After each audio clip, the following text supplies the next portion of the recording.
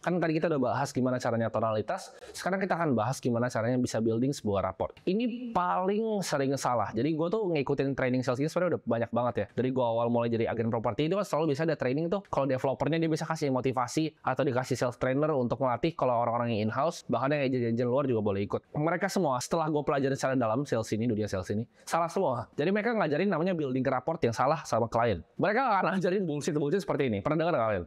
Oh, kalau kita ketemu klien, kita harus jadi persis sama kayak kliennya, ya kan? Gue dulu diajarin gitu. Jadi kayak mirroring nih, misalnya nih duduk dia begini, lu ikutin begini tangannya. Dia begini, lu begini gitu. Pokoknya ikutin karena gayanya sama. Terus kalau dia suka apa, lo harus pura-pura suka. Itu jatuhnya fake. Misalnya nih, lu sebuah sales dan gue bilang nih, gue suka ikan. Terus kayak, wih ikan bagus ya. Gue bisa tahu lu tuh fake gitu. Lu cuma mau jilat gue buat dapetin duit gue. Jadi gak usah kita pakai cara building rapport yang seperti itu. Diajarin ya kalau di training sales biasa itu diajarin jadi seperti bunglon. Kalian tau gak? Jadi kalau nempel di kayu tuh berubah warnanya, nempelnya berubah. Jangan ikut orang jadi apa gitu. Tapi jadilah diri kita sendiri dan jadilah sebuah expert di bidang kita. Itu caranya how you get more sales. Bukan jadi bunglon. Bukan dia suka ikan. Saya suka ikan hias juga pak. Oh gimana pak terus propertinya? Udahlah nanti propertinya gitu. Jadi jangan jadi seorang bunglon. Di sini gue akan breakdown gimana caranya kalian bisa building rapport yang sederhana dan efektif. Inti garis besarnya, orang tuh ada dua tipe. Satu tuh atraktif, satu repulsif. Maksudnya apa? Orang yang repulsif yang tadi, yang ikan. Oh pak, saya suka ikan hias bapak bagus banget gitu, yang suka ngejilat. Itu repulsif. Kalian pernah nggak punya teman atau di tongkrongan kalian, entah kenapa kalian nggak suka aja gitu sama orang. Karena balik lagi, it's the way mereka present diri mereka.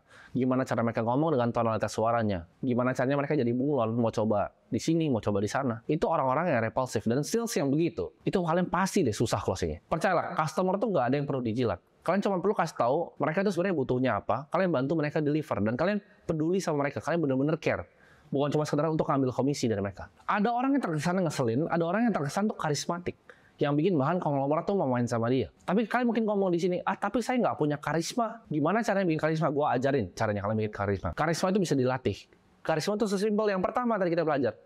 Tonalitas. Balik lagi ke cara kita menyampaikan. Cara penyampaian kita itu seperti apa? Gimana caranya jadi orang yang disukain dong kalau gitu sama calon klien? Caranya itu cuma satu. Manusia itu sebenarnya dari dasarnya ya, egoisnya minta ampun. Manusia itu cuma peduli gua, dan gua. Jadi manusia itu makhluk yang egois. Kalau lu bisa bantu klien lu achieve goals dan mimpi-mimpi mereka dengan produk lu, pasti akan closing. Tujuannya seorang sales adalah bawa customer ke dalam mimpinya mereka. Bawa customer ke tujuannya mereka. Bawa customer ke kebutuhannya mereka. Sesimpel itu. Dari sini kita sebenarnya bisa tarik ke beberapa aspek ya. Jualan itu bukan nipu ya. Beda. Jualan sama nipu itu beda. Jualan itu kita bantu customer ke kebutuhan dia apa. Dan kalian sebagai sales benar-benar percaya bahwa apa yang kalian bawa ini tuh bisa membantu hidup mereka. Contohnya, kalian jualan asuransi. Kalian benar-benar percaya dari diri kalian. Bukan cuma dapat komisi buat keren-kerenan presentasi dapat bonus. Enggak. Kalian benar-benar percaya ini asuransi ini bisa bantu hidup dia menjadi lebih baik. Oh, klien gue ini hidupnya lebih baik loh. Dan kebetulan dia juga ada kebutuhannya untuk pakai asuransi gue dan kita ketemu di sana. Itu cara bikin klien suka sama kalian. Kalian benar-benar care sama kliennya, apa yang dia butuhkan, apa yang dia mau. Benar-benar dengerin dia. Tunjukin kalian benar-benar peduli. Jangan pernah maksa dan jangan pernah debat sama customer. Contohnya, kalian jualan asuransi lagi nih tadi nih. Terus customer kalian, aduh kayaknya nggak dulu deh, om kayaknya nggak dulu. Atau tante kayaknya nggak dulu. Atau, bro, gue sini cuma buat kenalan sama lu, cuman maksudnya nggak dulu deh gitu. Mungkin kalian ada yang keras kepala, merasa sakit hati, merasa ditolak, ya gimana gitu. Tapi coba kalian pikir dengan cara yang lain. Ngertiin mereka. Kalau kalian di posisi mereka tuh seperti apa rasanya. Kalian akan ngomong gini, misalnya ditolak, oh bro kayaknya nanti dulu. Kalian jawab gini, kalian belum ngerti apa posisi mereka. Oh iya nggak apa-apa bro, gue ngerti banget kok nggak apa-apa. Tapi lu mungkin nggak bro, ada mungkin punya teman, punya kenalan, atau yang butuh asuransi, bisa kontak gue ya bro. Kan enak kayak gitu. Kalian nggak harus maksa dia. Bahkan dia akan mikir, kalau misalnya nanti suatu-suatu butuh, iya ya, ini orang asuransinya itu nggak maksa gue loh. Oh ini orang asuransi baik. Kalau gue punya anjing gue butuh asuransi, kayaknya gue kasih dia aja deh. Karena dia kayaknya genuine dan dia nggak maksa-maksa gue kayak agen-agen yang lain. Di situ kalian dapat edge kan dibanding agen-agen yang lain. Calon klien itu ya, kalau mereka mikir kalian adalah orang yang nggak berguna, yang nggak bisa bantu hidup mereka dalam aspek apapun, mereka akan langsung tinggalin kalian. Karena mereka ngapain buang-buang waktu buat kalian? Karena balik lagi ke psikologi pertama manusia itu waspada. Jadilah seorang expert di bidangnya dan bikin mereka ngerasa, wow, lu tuh beneran ngerti ya tentang apa yang lu ngomong. Oh, expertise lu dalam juga ya. Ternyata lu ngerti banyak hal. Ibarat lu jadi agen properti deh, baru diputar 2 rumah lu udah sewot. Padahal kan customer dia mau dapetin rumah impian dia. Gak masalah dia mau muter 8, 9, 10 kali gitu. Gue juga pas dulu sebelum closing apartemen, muternya banyak kok, gak cuma 1-2 unit. Semuanya gue bukain, kuncinya nggak ada pun gue minta reception, gue telepon. Ownernya bisa datang nggak 1 jam lagi?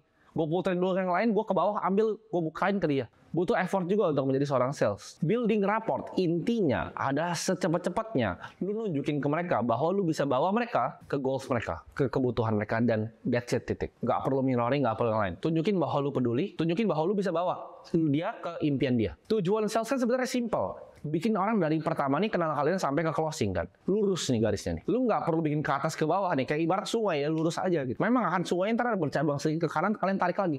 Itu namanya sales control. Nanti kita akan pelajarin di sales flow ya. Tapi intinya kalian dengan building rapport ini, kalian kontrol flow dari salesnya. Dari pertama kenalan ke closing dealnya. Dalam proses ini, itu building rapport tuh tadi. Bahwa kalian benar-benar peduli. Bahwa kalian bisa deliver dia ke kebutuhannya. Itu ibarat agen intelijen. Kalian cari di desire dia tuh apa sih? Apa sih yang sebenarnya dia butuhkan? Apa sih yang sebenarnya dia mau? Values mereka apa? Tier values, oh menurut saya ini lebih penting, ini lebih penting, ini lebih penting. Itu yang kalian analisa. Jadi kalian jadi seorang intelijen dalam building rapport. Sama ini. Dari awal gue door to door cafe sampai konglomerat sama, gue building rapport. Gue mau tahu, oh kebutuhannya dia apa yang bisa gue deliver ya value ke dia. Gimana caranya dia melihat gue sebagai expert ya? Sama, mindset sama. Gimana caranya dia bisa lihat gue bener-bener genuine bantu dia. Gue pengen dia untuk nyampe goals dia. Lebih penting dibanding komisi gue. Ini yang bisa bedain antara sales yang jago banget sama sales yang biasa. Kalau kalian udah biasa nih, jadi seorang intelijen untuk build rapport ini. Di dalam kalian bikin rapport ini, kalian udah bisa lihat. Oh ini emang cocok sama produk gue, yang ini nih nggak cocok nih. Ini nggak bakal closing. Kalian udah tahu, udah ada feel-nya. Tapi itu ribuan repetisi, ya. Ribuan cold call. Kalian udah tahu, oh orangnya kayak gini tuh kayak gini.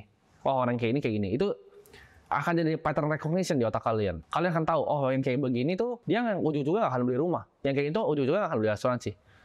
Dan oke, it's okay. Karena sales itu bukan bisa closing 100% semua orang. Sales itu bukan closing 100% semua orang. Karena ada orang yang memang nggak bisa di-close. Dan nggak masalah.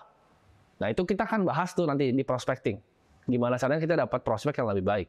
Gue pengen kalian punya skill jualan. Sampai kalian mikir gini, begitu kalian coba jualin nih, kalian udah prospecting, kalian tahu, oh ini kayaknya nggak bisa closing. Dan nggak closing. Kalian akan mikir, oh memang ini orang nggak bisa di-close. Moti-moti kayak mau sales terbaik di dunia yang jualin, mereka nggak akan ada yang bisa closing ini orang. Karena memang dia nggak cocok gitu. Sales yang pemula itu nggak punya sales funnel yang baik. Mereka terima semua orang dengan tangan terbuka. Ya semua di customer gua. Mereka nggak filter. Kenapa Harvard itu jadi Harvard? Karena mereka filter. Yang masuk tuh nilainya harus bagus, harus pinter, bayarnya harus mahal, harus mampu bayar. Harvard nggak terima kan ke semua orang. Tapi lihat dia kampus nomor 1 di dunia. Jadilah Harvard ya. Mau jadi sales yang top, lu nggak bisa jualan ke semua orang. Kalau kalian sales mobil supercar gitu, kalian nggak bisa jualan dong ke semua orang. Kalian nggak bisa jualan dong ke tukang bakso. Tahu juga marketnya di mana, kita ambilnya di mana. Kalau kalian ngerti jual kebutuhan atau namanya sell the need, kalian akan keluar dari namanya perang harga. Mereka bahkan nggak akan bandingin kalian sama yang sebelah. Kadang kan akan ada yang keluar gini, misalnya kalian sales impor nih, misalnya AC impor, ini gua nggak salah aja, AC impor. Kalian bilang, ini harga AC saya misalnya 3 juta. Ah tapi Pak, kemarin saya lihat tuh dari Cina tuh tokonya Aliong dia 2,8. Itu kalian nggak akan masuk dalam situ. Kalau kalian jual benar-benar kebutuhan dia. Kalian jual pakai emosionalnya. Sales di level tertinggi adalah transfer emosi ke klien kalian. Maksudnya apa? Gue ulangin lagi. Sales dalam level tertinggi adalah transfer emosi ke dalam klien kalian. Jadi yang kalian jual adalah emosi masa depan. Kalau di rumah nih kalian bayangin. Dia harus sampai ngomong, oh iya ya kalau misalnya ada anak di sini enak ya. Anak ini bisa main-main di sini. Oh ini agak luas ya. Ruang tamunya buat anak lari. Dia udah bayangin di situ anaknya lari. Emosi udah di masa depan, itu baru kalian gampang jualinnya nanti. Sama, mobil juga sama. Kasih dia duduk. Begitu dia bilang, gila enak juga ya di sini ya. Nanti nggak perlu macet-macetan lagi di KRL. Ini AG-nya enak ya. Itu kalian dapat kuncian emosi masa depannya dia. Anggap raport itu kayak angka 1 sampai 10. 1 itu kalian nggak tahu apa tentang mereka. 10 itu kalian tahu. Exactly dia butuhnya apa. Dia sukanya apa. Cara jualannya gimana. Semuanya gimana.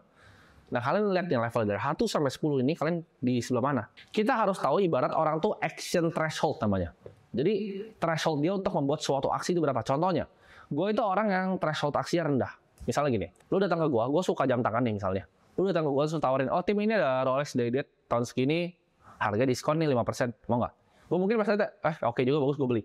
Tapi lu kalau tawarin bapak gue misalnya, jam apa misalnya, jam Seiko gitu. Dia karena dia nggak suka jam dan dia nggak mau jam, dia nggak akan pernah beli jamnya dari lu. Dia threshold untuk aksinya jauh banget. Kalian akan pernah ngalamin kan, sales yang kalian telepon, wah cepet banget di closing. Bahkan misalnya jualan mobil bekas nih, buset itu dia baru teleponnya udah iya, oh iya itu produk yang gue butuhin. Kan tuh enak banget, tapi nggak selalu begitu. Biasanya dia akan membandingkan dengan harga lain, dia tanya-tanya lagi, kalian harus balikin lagi, dia tanya lagi, kalian balikin lagi, dia tanya lagi, kalian balikin lagi. Itu prosesnya. Mereka harus cinta sama produk kalian secara emosional. Kalau mereka nggak cinta sama produk kalian secara emosional, itu susah. Mereka ngerasa, oh gue nggak butuh kok produk lo. Menjual dengan emosional itu berbeda dengan menjual dengan logika. Kalau logika 1+1 tuh sama dengan 2, dia kan justify terus harga segini dan lain-lain. Tapi kalau jual dengan emosional, kebutuhan apa yang dia mau, dia akan langsung beli. Tapi kalau bilang, oh mungkin nggak ada yang begitu, ya ada. Contohnya gue, gitu. Gue beli barang tuh cepet. Dan gue nggak banyak mikir. Dan banyak orang kayak gue yang gue kenal. Nah, faktor selanjutnya adalah, selain kita analisa tuh level threshold actionnya di berapa, kita harus lihat juga kepercayaannya dia. Kita dapat nggak kepercayaannya? Karena trust di dalam sales itu penting. Orang-orang baru kenal kok, ngapain gue percaya sama lo? Orang lo cuma sales mau duit gue. Kalau kalian jadi orang repulsif yang tadi gue bilang, ya kecium bau-baunya, cuma mau komisi. Mereka akan lari jauh-jauh dari kalian. Makanya biasanya ya, semakin sukses sebuah sales. Contohnya, sales property nomor 1 di Amerika, kayak Ryan Serhant. Orang yang datang ke dia nggak peduli. Mau sama gue, ya udah. Tapi gue expert. Gue bakal jualin rumah lo dengan harga yang baik. Ini contoh pribadi ya, ini case study dari gue sendiri untuk gue mengamati sales ya. Jadi waktu itu mungkin di bulan Desember, kalau gue nggak salah, atau di Januari ya. Desember akhir, gue waktu itu hunting mobil McLaren ya. Jadi gue cari mobil McLaren. Nah, gue ketemu 2 opsi. Mobil yang gue mau tuh sama sebenarnya. Dua-duanya McLaren Spider, tahunnya sama, tapi ada 2 yang jualan. Satu itu barangnya dipegang sama anak konsignment mobil di Instagram. Ya lumayan terkenal. Tapi anak konsen mobil, satu itu dealer mobil yang memang udah terkenal. Dia dulu bekas pegang McLaren Jakarta. Nah, perbedaannya apa nih? Ya, ini perbedaan yang gue kasih tau kalian ya. Yang expert jualan sama yang baru mulai. Mungkin dia baru konsignment 3-4 tahun. Ya, jualan mobil belum lama. Yang ini jualan mobil udah puluhan tahun. Dan udah terkenal, kalau Fitra Eri juga nge-review dari dia semua. Ya gue sebut aja, Evans Motor gitu dealernya. Yang satu ini consignment, gue gak usah sebut lah consignmentnya. Gue begitu datang, satu, dia udah telat. Lu bayangin gak? Gue mau beli mobil miliaran loh. Gue beli mobil tuh seharga rumah berjalan. Tuh bocah telat. Dia kasih harga bagus sebenarnya. Karena kan dia consignment, dia gak bisa jual mahal dong. Dia jual di bawah market lah. Gue tanya, gimana bro ini mobilnya? Ada kurangnya apa? Oh ini gak ada kurangnya bro. Ini bisa bro, bisa lihat sendiri aja. Coba aja nanti test drive. Gue test drive kan. Gue tanya lagi kurangnya di mana? Padahal gue lihatnya di samping, di setirnya itu udah ada baret segala macam. Oh nggak ada bro, kinclong bro, ini carbon fiber setirnya masuk gini. Nah itu kalian bisa nangkap kan, itu kayak snake oil salesman gitu dia. Gue bisa cium, nih orang cuma mau jualan mobilnya biar cepat laku gitu. Oh iya enak ya bro, ya ini bisa buka gini nih. Nah, beda banget sama pas gue datang ke dealernya Evans Motor. Gue datang sana, gue tanya mobilnya mana, oh bro ini mobilnya. Gue tanya waktu itu, kurangnya di mana? Dia jelasin, oh ini kurangnya di sini, tapi kita bisa benerin seperti ini, biayanya sekiranya mungkin segini bro. Jadi ntar pas bro pakai udah rapi semuanya. Nah kalau lu beli mobil, ya apalagi mobil supercar, lu pasti bingung kan untuk beresin, apa misalnya gue nggak punya waktu untuk beresin maintenance-nya. Jadi misalnya mobil gue kenapa-napa, kalau gue beli sama bocah tadi, itu udah pasti ditinggal punya. Kalau sama gitu paling cuma refer ke bengkel temennya itu sudah ditinggal. Tapi di dealer ini, memang mobilnya lebih mahal harganya. Tapi begitu gue rusak, sampai sekarang terbukti kan, di towing, semuanya lebih enak gitu, prosesnya cepat, nggak ribet, bener-bener dibantu gitu. Begitu gue tanya pun mobilnya ada cacat di mana, dikasih tahu, bro ini setirnya ada di sini ya, bro ini kita kayaknya mesti ini dulu nih, karena ini udah lama nggak dijalanin mobilnya. Jadi kita mesti tes dulu. Sama ini kita mesti spuring lagi nih, karena setirnya agak kiri sedikit ya bro ya. Jadi kita spuring dulu nanti. Dikasih tahu detail. Ada ini nih baret dikit dari velg kanannya. Itu bedanya sales yang jago sama sales yang awam. Lu lebih pilih beli mobil sama yang mana? Ya akhirnya gue beli sama siapa? Ya jelas gue beli sama dealer yang kedua. Dan terbukti sampai sekarang after sales service-nya itu baik. Ibarat gue ke closing nih sama mobil tersebut ya. Anggapnya gue ke closing. Kalian bisa belajar dari ini case tadinya. Satu, gue tuh udah kena emosional masa depan. Pas gue duduk, gue udah bayangin gue buka atapnya gitu. Gue bayangin gue lagi nyetir di Peak. Kayaknya enak deh pakai mobil. Atau gue ngebut-ngebutan di Jor, kayaknya enak pakai mobil gitu. Gue udah kena emosional masa depan yang pertama. Dan yang kedua, gue dapat faktor trust-nya. Karena yang satu tuh ngibul. Orang gue lihat kok baret, dia mau bilang kagak ada yang baret. Dia bilangnya udah bro, gencek aja. Sama yang satu kasih tahu berjelas semuanya itu rusaknya di mana. Lebih percaya yang mana ya. Gue dapat emosional masa depan gue kena pas gue duduk di situ, dia bukain juga, gue bisa lihat semuanya, dibawain engineer dari McLaren-nya, gue tunjukin gue rusaknya di mana. Yang bawa bukan salesnya tapi engineer yang datang. Itu build apa trust, kepercayaan. Kena dua ini ya gue beli mobil, gak banyak mikir, gue langsung bayar cash, bawa pulang, towing udah besoknya. Ya simple. Nah itu dia seni dalam buat raport ke calon customer kalian. Begitu kalian gabungin nih semua ini untuk dalam building raport tadi, jadi raport yang komplit. Stop jadi orang yang repulsif, kalian jadi seorang intelijen, kalian gather intelligence, oh dia sukanya apa, kebutuhannya apa yang dia suka sih, mobil mana sih yang dia mau, kalian bisa bantu mereka untuk gimana caranya achieve goal mereka. Kalian bisa kenal nih, kalian tembak titik emosional masa depannya, begitu rumah, mereka bayangin, oh anaknya lari di sini, oh iya ya nanti mama saya sakit, kalau saya punya asuransi kayaknya lebih tenang saya. Jadi nggak usah keluar uang, kalian benar-benar tunjukin bahwa kalian peduli dan kalian care. Bukan sekedar cuma kalian mirroring, kalian mau jadi mereka, kalian pura-pura suka sama mereka. Kalian beneran care kebutuhan mereka. Oh dia memang ini mobil impian dia. Gimana cara kita service ini? Seolah-olah ini adalah memang beneran mobil impian dia. Jadi kalian beneran care sama mereka, Ya, mereka benar-benar percaya sama kalian dan mereka beneran actually cinta sama produk ya. What happens next? Boom, closing sales. Ya, mau jualan mobil miliaran seharga rumah, mau jualan mobil Agia, lu mau jualan gerobak bakso, mau jualan sedotan kayak gua ke kafe.